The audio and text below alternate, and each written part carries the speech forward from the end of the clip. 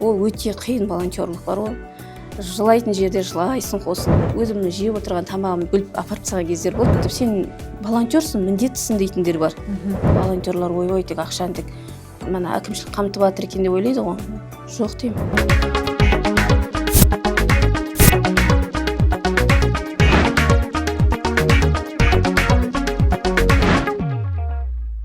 Армысыздар, жақсылықты жарқыратып волонтерлік подкастының кезекті шығарылымы. Жалпы бұл подкаст Атырау облыстық ішкі саясат басқармасы азаматтық орталық коммуналды мемлекеттік мекемесінің демеу конкурсының негізіндегі жарыққа шығып отқан подкасттың бірі. Жалпы бұл подкаст негізінен ізгі қоғам құруға, волонтерлік қызметтің маңыздылығына тоқталатын және волонтерлардың бүгінгі күнде жасап жатқан қандай еңбектері бар, соны көрсетуге арналған хабар болып табылады. Жалпы волонтерлық та, қайырымдылық та ол тек қана іс емес. Ол жүректің үні, жанның жылуы. Біреуге қол ұшын берген кезде де, қолыңды созып көмектескен кезде де қамқорлық таныту әр адамның өміріне үміт сыйлайтын үлкен күшке ие. Дәл осылай адамдарға қызмет етіп, қайтарымсыз волонтерлық ретінде қызмет атқарып жүрген жанның бірі бүгінгі біздің студиямыздың қонағы, жеке кәсіпкер, бала массажисті, 2025 жылдың үздік волонтері, Атырау облысының үздік волонтері атанған және де жомарт кәсіпкер атағын иеленген көп балалы ана, күміс волонтер Гүлнар Жайнаққызы. Студиямызға қош келдіңіз. Қош көрдік. Гүлнар Жайнаққызы, көңіл күйіңіз қалай? Жақсы. Бүгінгі біздің подкастымызға қалай дайындықпен келдіңіз? Қобалжу бар, бірақ қуаныштымын осындай жерге шақырып, өзімнің ойымды бөлісуге және осы ерікті ретінде қандай жұмыс атқарып жатырғанымызды барлығын жүрегімізбен жасаған жұмысымызды айтуға келіп отырмын. Сіздерге рахмет шақырып жатырғандарыңызға. Уақыт бөліп келгеніңіз үшін көп рахмет. Көп балалы анасыз және жас анасыз, барлығын ыңғайластырып келгеніңізге рахмет айта отырып, біз бүгінгі сұхбатымызды бастайық. Жаңа сіз өз сөзіңізде айтып қалдыңыз, ресми түрде волонтерлық, яғни ерікті қоғам үшін қызмет етіп жүргеніңізге 6 жылдан асты. Ең алғашқы волонтерлік қызмет қайдан басталды? Ең алғаш рет өзім айтып жатырмын ғой, көп балалы анамын. Менде мысалы үй жалдап көп қиындықтар көрдім, басымнан өтті. Сол жағдайдың арасында осындай бізде Мира Есниязова ханымның жобасы бойынша манағы көп балалы аналарға оқу жүргізілді. Сол уақытта манағы іскер ана оқу басталды, Атыраудың әкімшілігінің ұйымдастыруымен. Сол уақытта мен қатысып, осы массажист детскийді оқу алдым балалардың. Сонымен өзімнің жұмысымды дамытып, бір жағынан өзім сияқты көп балалы аналарға қолқанат болып көмектескім келді. Осындай жобаларға қатысып, оқып, үйде отырмай, бір мамандық алып, жұмыстарын атқарса, өздерінің қоғамға деген үлесін қосып, сондай бір дәрежелерге көтерілуін қаладым өзім аналарды. Сол себепті сондай бір өзімді ерікті ретінде сондай бағытқа өзімді арнадым. Осы аналармен жұмыс жасап көрейінші, осындай аналарға қолдау көрсетейінші деген сияқты қолға алып, осы әлі 6 жылдың ішінде көптеген аналарға оқу, қоғамдық волонтер бізде ұйымдармен бірлесіп өзім жұмыс жасап, солармен шараларына апарып қатыстырып аналарды.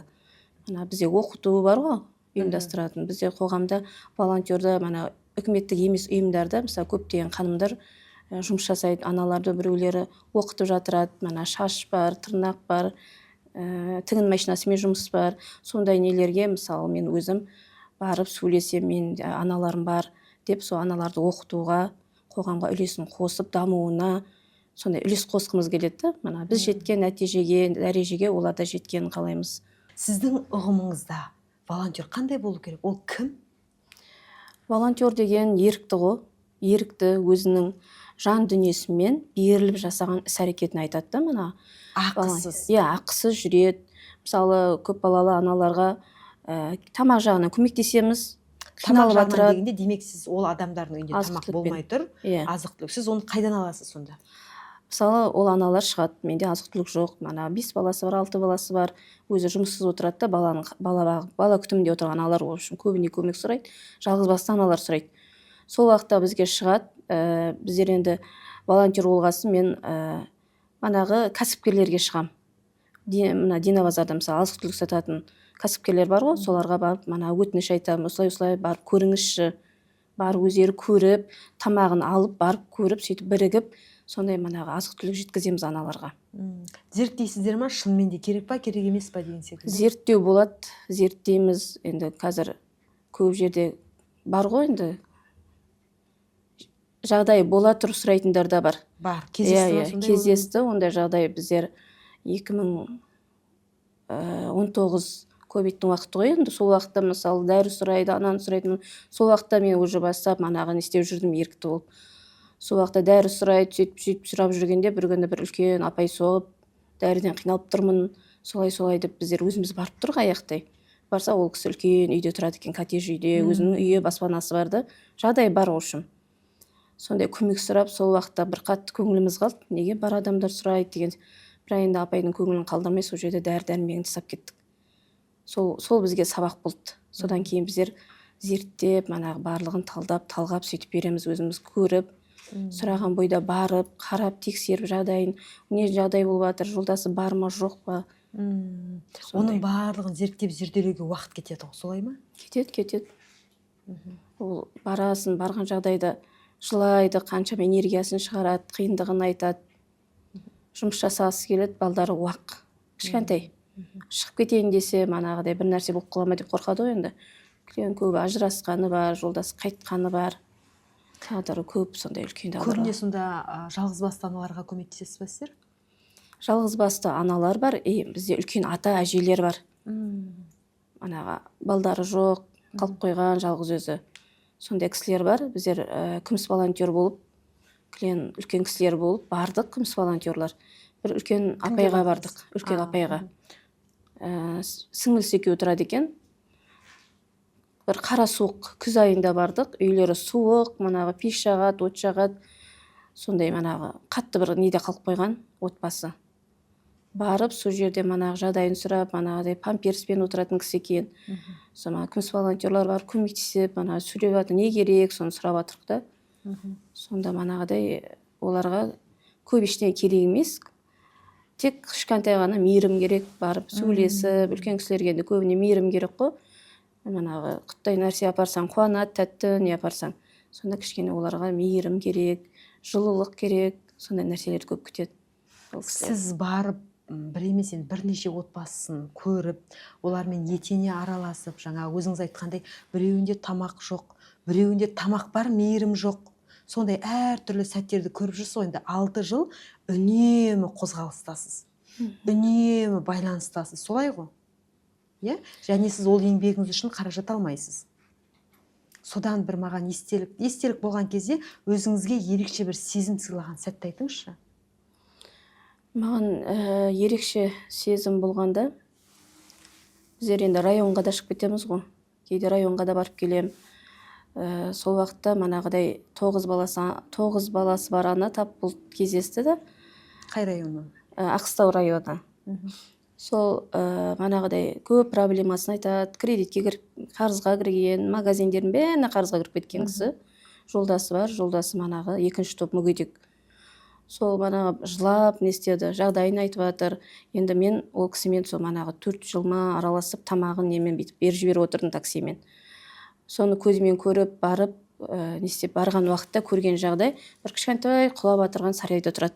9 бала, ана сарайдың іші жерден бәріне су кеткен. Үй құлайынып тұр жартылай. Не ішерге асы жетпей жатыр, енді ана дүкенге, мына дүкенге қарызға кіріп, бір дүкенге ошым 400 000 теңге қарызға кіріп кеткен. Тамақ алған ба? Сонан ала берген памперс, ішкілік тамағын өздерін.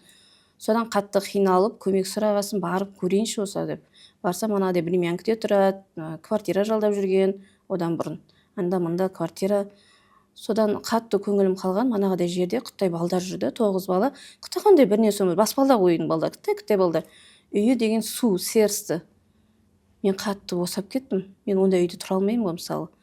Ол жағдай жоқ болғасын тұрып жатыр да. Енді мен айтам, енді сен жұмыс жасашы, жолдасыңыздың енді мүгедектігі бар ғой десем, ол омырауда баласы бар, жыл сайын баласы бар енді. Ол тағы шалмайды. сөйтіп манағы 400.000 қарызын бере алмай, енді екі ортада мен бұл кісіге қарекет қорына жолығып, үй баспана не істеуге сөйлесіп жатырмын да, манағыдай өзім қарекет қорында ерікті болып жүрдім. Сосын сөйлесіп, манағы енді қарекет қорының адамдары келіп тексеріп, мана жүргізбей ме үйдің манағы нелерін тексеріп жатыр, мана зерттеп жатыр. Сол уақытта мана қарыз кедергі болады екі ортада 400.000 теңге. Мана қарекеттің кісілеріне соғып мазалайды, магазиндегілер не себептен алып берейін деп жатсыңдар, 40 қарызы бар деп ана кедергі болды да үй алуға. Сол уақытта мына как раз ораза айы, білмеймін, өзім де танымаймын, бір кісі соғыпты, маған бір мұқтаж ана бересіз ба деп, ер адам. Жастау дауысы. Сосын мен есіме мана кісі түсіп кетті. Сол кісілерге тамақ апарып беріңізші, ұн керек, көп балалы ана деп мана түсіндіріп жатырмын. Ана кісі жарайды, мақұл деп телефон ұстап жіберді, нөмірін алды. Соң мана кісіге шыққан, неге мұқтажсың деп.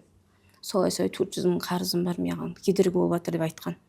Сол магазинге барып, мана жігіт, 3 жігіт болып бірігіп, ақша жинап, сол жерде магазиннің кредитін жауып кетеді, мана қарызын жауып кетеді.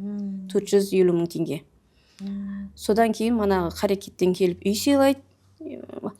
Ортада қарыздар бар, енді уақыт үй қарыздары. Оған манағыдай өзі мен айттым, енді әрекет жаса, үйің баспаналы болып кетуге тырыс деп.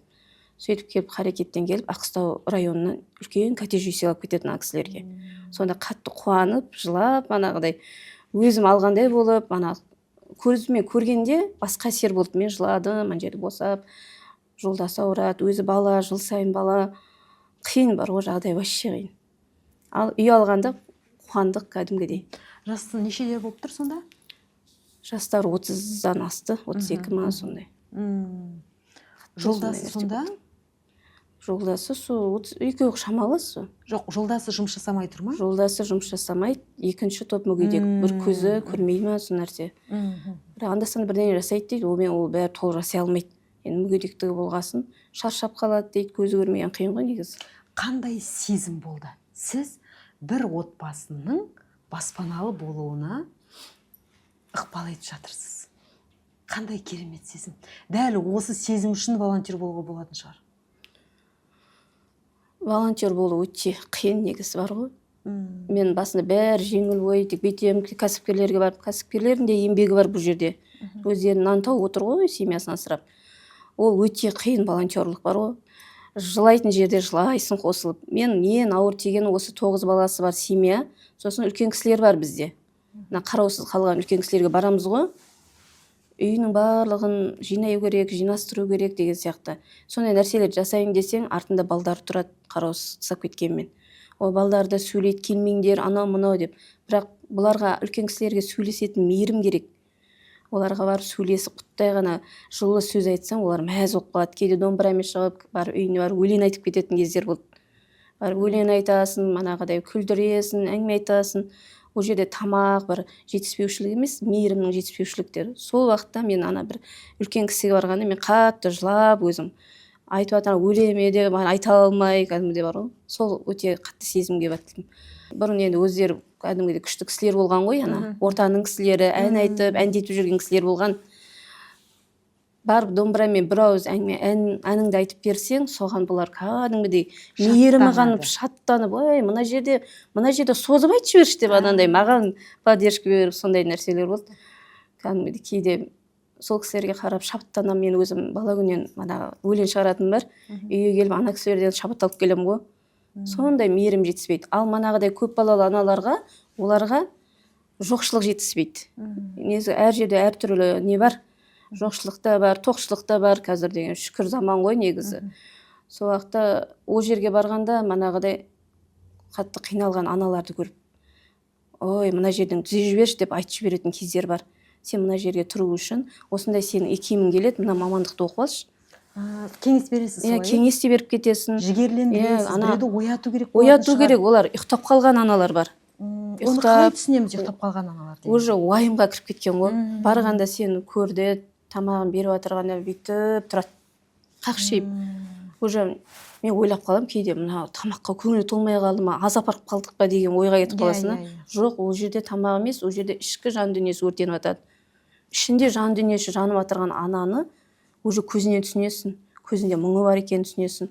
Сосын отырып сөйлескенде уже жылайды, қосылып бірге жылайтын кез болды. жылап болғаннан кейін сырын айтады. Енді қазіргі заманда сырын айтайын десе ағайынға айта алмайды, досқа да айта алмайды, сондай нәрсе ғой. Иә. Психологқа барайын десе ақшасы болмайды, сондай заман. Ал мен айтам, нағыз ішіңде қалып батырған нәрсе болса айтыңызшы, мен сені танымаймын, мен сіздің ағайыңызды танымаймын ғой. Иә. Сосын айтам, сен қандай нең оқығың келеді? Массаж бар, манағы тырнақ жасағың келе ма, кірпік жасағың келе ма, қазір дамып жатырған заттар айтшы деп. Сол уақытта айтады, мен қолымнан тамақ пісіру келеді.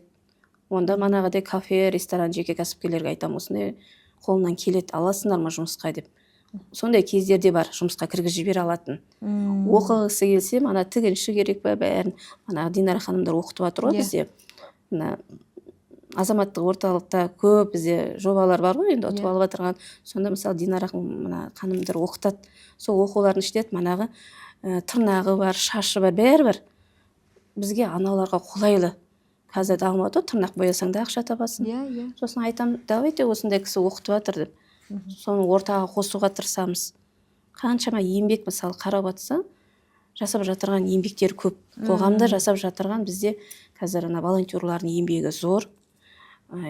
Ер азаматтар да бар, азаматшалар да бар. Қарап отырасың, еңбектер көп. Шауып жүреді, солар аналар үшін де шауып жүреміз ғой.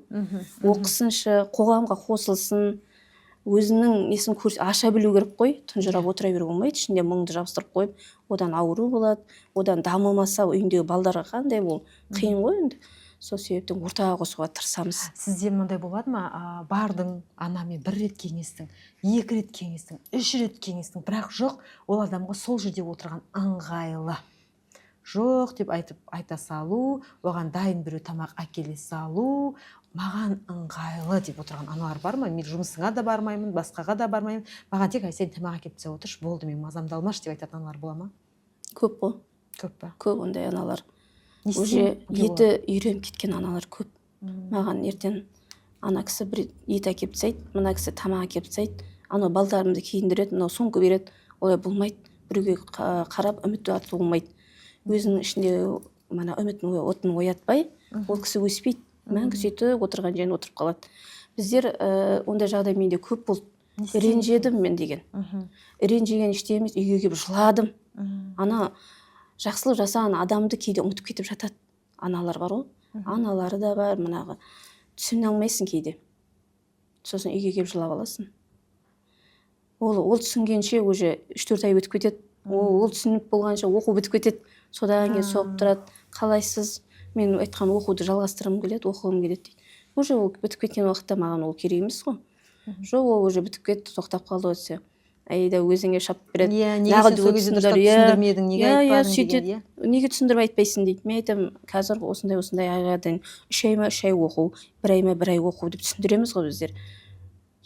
Ол өз түсінбеген несін кері бізден істейді, сонымен әйтеуір манағыдай түсінбес, оны түсіну қиын болып кетеді кейде бар аналарды. Осындай сәттерде осы волонтерлықты қойдым мен, қойшы деген кезіңіз бола ма? Болады, болдым мен. Құрсыншы. Енді өзімнің жұмысым жасап, ештеңе алаңдамай жүремін деймін ғой. Бірақ соғып тұрады бәрібір. Мен осы қызым оқуға түсті жақында грантпен. Соны апарып тастап пойызбен кетіп батырғанда мен 40 адам соғады, маған көмектесші, сентябрь оқып қалды деп. Сосын айттым 1-2 адамға. Мен уже тоқтаттым, мен тек күміс волонтермін, шараларға барам, болды деп. Уже мен анандай істей алмаймын деп. Өйткені адамның көңілі қалады. Қаншама 6 жылдан бері келе жатырмық қой. Ойбай, түн өзімнің жеп отырған тамағымды бөліп апарып тастаған кездер болды. Нанасыз ба? Үйде рашки тұрса, соны бөліп апарып тастаймын. Кәдімгідей анадай қарнымыз аш, бүгін нанымыз жоқ дейтін аналар болды. Сол уақытта түннің бір ағында тұрып алып апарып тастайтын кездер болды. Бірақ енді бәрі Аллахтың разылығы үшін жасағасын. Еш нәрсені көп открытно ештеңе айтпаймын. Бердім, Алла көрді, болды. Ол мені ренжітсе де бәрібір солай істейді жүре бересің. Бірақ аналарды көп ортаға қосу керек. Бәрін қазір сүйреп жатыр, қоғамдық ұйымдарда мысалы көп адамдар сүйреп жатыр. Оқуға да сүйреп жатыр. Қазір айтады ғой, тамақ берме, қармақ берді. Босқа аналар ішіп жеп, содан кейін дымда әрекеті болмаса керек емес. Ол адаммен жұмыс жасай алмайсың өмір бақи. Ал кейде біреулер бар, қатты айтып тастайды бетіңе. Қатты айтып тастайды. Баж-баж етіп, сен волонтерсың, міндеттісің дейтіндер бар. Міндеттісініп кететіндер бар. Ал мен айтам, мен міндетті емеспін. мен неге міндеттімін деп. Ол окажется мана адамдар кейбірлер ойлайды бізге тек тамақ ай сайын келіп тұру керек, ай сайын беріп тұру керек, жеуің керек, соны жеп алып тек жата беруің керек. Олай болмайды. Сен бүгін алдың ба, уже ол жеген тамақты әр нәрсені ойланып жеу керек қой енді. Мысалы еңбектің наны тәтті дейді ғой, жалқаудың жаны тәтті. Біз еңбекпен тапқан нанымызды жегенде рақаттанып отырып жейміз ғой. Мысалы, ал біреудің бірдеңесін құттай бір сұрап алсаң, мысалы, қарызға ақша сұрап алшы, мә беруге тырысып отырасың, мә мына біреудің ақысына кіріп кеткен сияқты. Ал ол кісі олай ойламайды. Ай сайын маған тамақ келсе екен, тек тамақ бере берсе екен дейді. Олай болмайды. Мен аналарға тағы бас қосып жинағанда айтқаным, аналарға айтам, тамақ сұрамаңдар. Өйткені сіздер ұрпақ асырап жатсыздар, болашақ асырап жатсыздар. Болашақтарың бүйтіп қайыр сұрап сыған болып жүрген жақсы ма? Наурат, балдарға үйтпеу үшін балдарға үлгі болатын ана болыңдар. Сіздер де өсіңдер, жұмыс жасаңдар, үйім жоқ, анауым жоқ нәрсе айтпаңдар. Беретін нәрсені Алла бір күнде беріп тастайды. Ондай нәрсе басымыздан өттік. Біздер квартирадан өзім тұрдым, үй жалдап. Общежитие керек па, бәрінде тұрдым. Зато өзім тырыстым, оқыдым, балдарың үшін оқисың. Жетістік, мен жетістігіме жетсем, мен жетістікке жеткенім үшін артындағы балам, менің анам бүгін осындай марапат алды, мен де жетістікке жетейін деп оларда ынталанады. Сол себепті аналарға айтам, мен жетістікке жету үшін деп өзіңді айтыңыз, әуел өзіңізді үлгі қойыңыз. Оның әкесі жоқ екен деп отыра бермейді ғой. Әкесі тастап кетті, әкесі өліп қалды деп отыра беруге болмайды деймін. Ол ондай нәрсе, ол өзінің түп тамырын өзіңді өлтіргенмен бірдейсің отыра берсең. Сен балдарды әрекет жасау үшін балдарға мықты болып көрінуің керек. Балдарға күшті өнеге көрсетсеңіз, соның ертең жемісін жейсіз. Қазір сіз балдар қандай нәрсе? Қазір балдар деген әдісі мәде өзің бетіңе алады ғой. Оның барлығы тоқшылықтан болып отырған заман қазір, тоқшылық. Түсінікті. Сізді Нұр Шуақ дейтін қоғамдық қор бар, Нұр Шуақ дейтін жоба бар сізде. Ол жоба өзімнің бастап не істеп қойған. Енді соны заңдастырып, алға қарай жұмыс жасағым келеді. Ол Нұр Шуақ деп өзім ойым ғой, алып жүрген нұрымды шаршып, осылардың шуақтарын ашсам болды деген жоба ғой өзім құрып қойған. Сол жобаны жасауға енді қазір бізде оқу болып жатыр, қабілет, демеу оқулары болып жатыр қазір. Бізде қазір жақсы нелер жасап жатыр азаматтық орталық. Бәріне қатысам, барлығын барып тыңдаймын. Қай жер маған керек, түртіп алам. Өзім ол жобаға қатыса алмай, демеуге де қатыса алмай қалып жатсам, менің артымда аналарға қатысуға жол көрсетем. Қатысыңдар. Сенің қолына торт пісіру керек, сенің анау келеді. Біреуінің несі болады ғой, көмегі. Қатысыңдар, отырмаңдар деймін. Өзім қатыса алмай, менде де құттай балам бар ғой, кейде шыға алмай қалам, бірақ оқудан қалмаймын. Бір жерінен алып, керек затынды алып шығасын. Күшті. Жаңа өзіңіз айттыңыз ғой, волонтермен сөйлесем, үйге келемде жылап алам деп. Осындай қиналған сәтте өзіңізді қалай тежеп, қалай қайтадан қалыпқа келесіз? Бізде енді волонтер болғасын, қаншама сөздер естейсің, көп сөз естейсің. Тіпті кейде тағдырыңды айтып кетеді, әркімне қазір өсек жатпайды ғой. Кезінде сен де сондай квартирада жүріпсің ғой деп кейде өзімді істеп отырады ғой, сындырып отырады ғой. Мен сынбаймын. Мен неге олардың сөзіне сынуым керекпін деймін. Үйге келіп жылап алам, мен өткен өмірімнің ізін әрқашан ұмытпаймын. Мен қиналған кезімді айтып отырам балдарыма. Мен де сауда жасадым, мен де тіршілік жасаған адаммын деп. Мен біреуден барып қайыр сұраған адам емеспін деп. Сол себептен өзімнен бетіме адамдар тойынып алып секіріп бетіңнен істеген уақытта мен өзімнің немді айтам, қиналмаймын. Мен де сен сияқты болғанмын деймін. Бірақ жетістікке жеттім. Өйткені менде отырып қалу, диванда жатып қалу дейтін жоқ. Біреудің әкелін жеп алып жатпайсың ғой. Бірақ мен өзім айтып тұрмын, ешкімнен не сұрап көрмеппін. Тамақ, бір нәрсе. Мен әрекет жасаппын. Соған ризамын, Аллаға шүкірмін. Аналарға айтам, әрекет жасасаңдар берекеті болады. Сол себептен үйге келіп, соңғы рет бір қатты айтқан, баламды киіндірейін десем, киіндіру керек сабаққа. Енді мен өзім спонсорларым шағым осындай киім керек болса, ал ол спонсорлар барады да өзінің сөмкелерін, өзінің қалаған заттарын апарып береді. Ал ол жоқ, ол импортный сумка алғысы келеді, биномға киетін спортивка кигісі келеді. Ондай қазір, онда оның күшті ғой заманы. ал менің спонсорларым айтады ғой, ол қандай мықты, ондай саған талап егер ететін таңдап деп. тұратын болса, иә. Сол уақытта мен қатты үйге келіп ызаланып андай өзім жерге ана спонсордан ұят қой енді анай қылып айтып тұрғасын, жылап қаншама мына кәсіпкерлердің көңілін қалдырдым деп сөйтіп қалдым да. Бірақ артынан өзім ана қой, мен Изатқа біреу үшін сынам. Аурат, мен бұларға әлі керек адаммын ба? Тұруым керек. Демек мен қазіргі қоғамның көзін ашуым керек. Көп балалы аналардың негізгі, демек сіздің бағытыңыз көп балалы аналар, соларды өсіру, оқыту, дамыту және оларды жұмыспен қамту. Олардың көкірек көзін ашу арқылы волонтерлыққа тәрбиелеу. Солай ғой, иә? Дұрыс, солай. Волонтер деп жатқан ұғымға біз қазіргі таңда қалай қарайды көпшілік? Жаңа өзіңіз айттыңыз ғой, мен волонтер болып барып тұрам, тамағыма риза болмай қалады. Волонтер болып, жаңағы мына кәсіпкерден 5 теңге, мына кәсіпкерден 10 теңгемді алып, жинап, сумкасын, жаңағы киімін апарып берем, ол маған ұнамайды деп жатқан сөздер болады. Болады ғой, ондай? Біздер енді волонтер дегенде, мана олар естиді ғой, волонтерлар ойбай тек ақшаны тек мана әкімшілік қамтып жатыр екен деп ойлайды ғой. Жоқ деймін. Біздер волонтерлық, мен өзім ақша жинамаймын. Волонтер болсам да ешқашан ақша жинап көрмеппін халықтан. Қазір енді ақша жинау да қорқынышты ғой. Әрине. Мен ақша жинап көрмеппін. Айттым ғой, мана кәсіпкерлерге барам. Бізде Бану Гайдар дейтін өзімнің келінім. Соған барам. Давай сен 20 балаға сумка алып бер деймін. Оның жағдайы келгенше алып береді ғой, 50 балама өзің. Сөйтіп мен кәсіпкерлерге шығам. Сосын айтам, базарда да бар, мысалы, Дина базарға барам, тамақ жағына. Давай өйстіп 5 адамға тамақтай көмектесіп жіберіп шығады. Кәсіпкерлер бар, шүкір Аллаға, енді өздерінің несі үшін береді ғой, мана жұмыс жасап отырғасын аяйтын болар.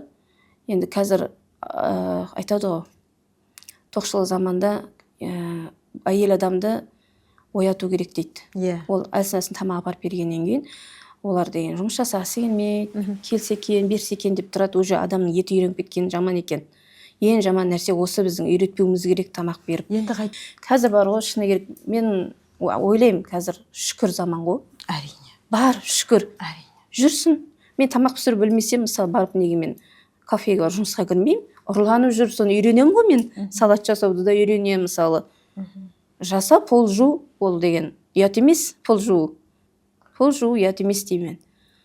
Жаса, жұмысын жаса да оқы. Қазір жаса, артынан еңбегі келеді. Қазір мына комфортты өзің үшін қазіргі жасап алған комфортты зонаңнан шық деп тұрсың ғой. Ыңғайлы аймақтан шық. Сол кезде сенде басқа бір әлем келеді. Әрине, бұның барлығының түбінде волонтерлық. Жалпы волонтерлық деген қоғамға, адамға мен қалай пайдамды тигізем дегеннен шығады ғой. Енді жаңа сіздің 6 жылдан бері осы волонтерлықта тынбай тер төгіп келе жатсыз. Алдағы мақсаттарыңыз қандай? Мақсат көп қой, бірақ жету керек. Енді әрекет жасап жатырмыз, оқып жатырмыз, жобаларға қатысып жатырмыз. Мақсат көп. Бірақ енді мақсат өзіңе де арнау керек, өзіңе де қарау керек сияқты. Ол өмір бақи бір адамның ойбай деп жоғын жамап отырсаң, өзіңді ұмытып кетесің. Өзімізді ұмытып кетеміз кейде. Айтып тұрмын, біреу ауырып жатырады, біреу бүйтіп жатады. Негізі мақсат қойған адам мақсатқа жетеді. Мен өзімнің мақсатым көп. Мен кішкентай балдарға ақындық дәріс бергім келеді. Мысалы, би үйреткім келеді. Мына массажды мысалы қалай оқып алдым? Еңбекпен оқыдым, оны да үйреткім келеді да, мысалы, оның барлығы мақсат. Бір ананың мақсатын ояту үшін оған 1 ай, 2 ай уақыт кетеді. Ол келе алам ба, бара алам ба, баламды қайтем, қайда қойып кетем, ол деген емес, сылтау емес. Баланы қою үшін де сіңіліңді шақырып ал, ата-анаңды шақырып ал да, келді оқы. Қай оқу бұйырып тұр, сен икеміңе келетін оқуды оқы. Қай жобаға қатысқың келеді, жобалар көп қазір беріліп жатырған. Қайсына келеді екенмін, қатысып көр, ұтсаң ұтасың, ұтпасаң қаласың. Қазір көп балалыға да жалғыз басқа жобалар көп қой. Әрине. Күшті нелер шығып жатыр ғой, қазір гранттар бөліп жатыр, қаншама грант. Жатпа деймін, оқы, үкіметтің беріп жатырған нәрсесі. Мүмкіндігін пайдалан дейсің. Мақсат қоймайды, мақсат менде көп. Мысалы, мен де мақсатым жетеді, мен де армандарым жетеді. Бірақ мен жайлап Аллаға шүкір жетіп жатырмын. Ол үйде отырып алып, ой, мен мақсатым бұзылып келіп қалады деп ойламайсың ғой. Мақсат қою керек, жазу керек, бәрін түрту керек қой мимен. Аузыма түс деген заманның кеткелі көп болды. Енді сіз жаңа айтып жатырсыз ғой, мен мақсат қоям, жазам, әрекет етем. Сіздің бір қазіргі тілмен айтқан кезде техника дейді ғой, өзіңіздің қандай әрекеттер жасайсыз? Мақсатыңды қойып, сол арман мақсатқа жету үшін сіз пайдаланатын әрекеттер. мақсатқа ең бірінші артында балдарды бүйтіп қарап отырып мақсат құрасың. Бірінші ана баланың икемін ойлайсың, мына баланың икемін ойлайсың. Ой, осы балам икем осыған келіп тұр деп уже балдар ойлайсың ең бірінші. Сосын жазу керек. Бүгін мысалы таң атты ма, таңыңды жазу керек. Менің мақсатым бүгінгі жұмысымды жазып алам. Ал мен келер шағым мақсатым бар, оны бөлек жазам. Өйткені келер шақ пен өткен шақ бөлек. Адамда көп нелерді жазып отыру керек. Мысалы мен өткенім сабақ, балдарыма сабақ, өткен өмірім балаларға сабақ. Сол өткен өмірді балдар қайталамау үшін мақсат қою керек. Мақсатты жазбай, сен мақсатқа жете алмайсың. Мақсатты миыңды ашытып отырып жазуың керек. Мен кез келген, мысалы мен бір жерге барып, мұнай сора алмаймын ғой. Ол менің мақсатым емес, менің мамандығым емес. Ал мен мамандығым өзімнің бала күнгі мамандығымды оятқым келеді. Бала күнгі сол нәрселерді жетіп, сол мақсатқа жетсем, мысалы. Мен бала күнімде мысалы ақын айтыскер болғым келді. Мен шықтым атырауға айтысқа, бірақ тұрмысқа шыққасын бәрі қалады, қыз баласы қалып қояды. Бірақ соны мына артта ұрпақ бар ғой болашаққа, соларға дарыту керек, тарихты дамыту керек. Тарихты білген адам өлмейді ғой енді. Солардың барлығын күнде бүйтіп зерттеп отырамын. Мен мысалы Түркістан жаққа шығып келдім, Түркістан тарихын зерттеймін. Өзім арман, сондай бір нәрсе бар. Түркістанда бүткіл нәрсе бар. Киелі жер ғой енді. Соның барлығын қарап отырсам, бізге жетелік бір не бар, кітап бар. Оны оқымаймыз ғой, қазір кітап оқымаймыз ғой. Ал соны ең бірінші мақсат білім. Кез келген мақсатқа жеткің келетін болса, ең алдымен ыңғайлы аймақтан шық, оқы, дамы, және көр, және де саған қазір мемлекеттен беріліп отқан мүмкіндік мол. Пайдалан. Оқимын десең, волонтер боламын десең, жалпы волонтер болу үшін адамда қандай кезде сіз волонтер болып кеттіңіз? Мен айттым, мана өзім қиындық көргесін. Адам басына қиындық өтпей, бір адамды түсіну қиын. Мен ана кісіні түсінбеймін ғой, не болып отырған. Жаңағы бәлкім бір көрермен бізді отыр, дәл сіз сияқты жағдайда отырған болуым керек. Мен де волонтер болайыншы деген бір сәуле жүрегінен жарқ етті. Сонда не істей алады ол? Неден бастау керек? Енді бірінші, мана айттым ғой, біздер тамақ бердік ең бірінші. Ең бірінші жүрегімде жылт етті. Жылт еткен нәрсе манағы жоқшылықтан шығару, тамақ беру, азық-түлікпен қамту. Ең бірінші мен волонтерствым сол тамақпен басталды. Екінші волонтер, мана екінші жолым, мана балалар үйі бар ғой, мана жетім балалар үйі бар. Бізде мына ненің авангардтан уақытша паналайтын балалар үйі бар. Сол балдарға киім кешек, сол балдарға тәттілер апару. Екінші менің қазір мен тамақ бермеймін. Осы жоба. Сосын үшінші мақсатымыз біздер қазір оқыту, аналарды дамыту. Көрдің бе? Ең бірінші қай волонтер келсе де тамақпен бастайды. Бірінші барлығын қоректендіреді десеңіз. Ең бірінші любой волонтерден сұрасаңыз, бірінші тамақ, азық-түлік тарату мақсаттары. Мүмкін жаңағы қиналып отырған отбасын табасың, волонтердің негізгі қызметі, қиналып отырған отбасын табасың, мына жақтан кәсіпкерге барып, осындай отбасы бар, осыған осынша ақша керек дейсің. Сол кәсіпкердің аласында, осының ақшасына тамағын аласың, мына кісіге апарып бересің. Және осы қызметтің барлығы ақысыз, қоғам игілігі үшін жасалатын нәрсе. Енді көп рахмет біздің студиямызға келгеніңізге, сұхбатыңызбен бөліскеніңізге мың алғыс айтам. Шолпан ханым, рахмет, осы шақырып халықтан батасын алып жүрген жандарсыздар ғой деп бізді шақырып жатсыздар. Және де осы қоғамда атсалысып жатырған барлық волонтерларға көп рахметімді айтам. Волонтер деген жүрекпен жасалатын ізгі ниетті жұмыс. Көптеген қаншама жұмыстар жасалып жатыр. Осы волонтерларды қолдап, тек жақсы жүрегіміздегі иманымыз артып, жүрегіміз кең болсын дейміз. Халқымыздың ешқашан пейілі тарылмасын, үлкенге ізет, үлкенге құрмет, кішіге ізет, осылай жүре берейік. Көп рахмет сізге осы подкастқа уақыт бөліп келгеніңізге. Қымбатты көрермен, бұл жақсылықты жарқыратып волонтерларға арналған подкасттың кезекті шығарылымы болды. Дәл осы подкасттан түйген ойларыңызды, алған инсайттарыңызды міндетті түрде осы видеоның астына комментарийге жазып кетіңіздер, лайк басыңыздар, каналға тіркелуді ұмытпаңыздар. Бүгінгі біздің подкастымыздың осылай жарыққа шығуына көмектескен Атырау облыстық ішкі саясат басқармасы азаматтық орталық коммуналды мемлекеттік мекемесінің демеу конкурсының негізінде шығып отыр. Алғыс айтамыз. Ендеше эфирде амандықпен жүздесейік.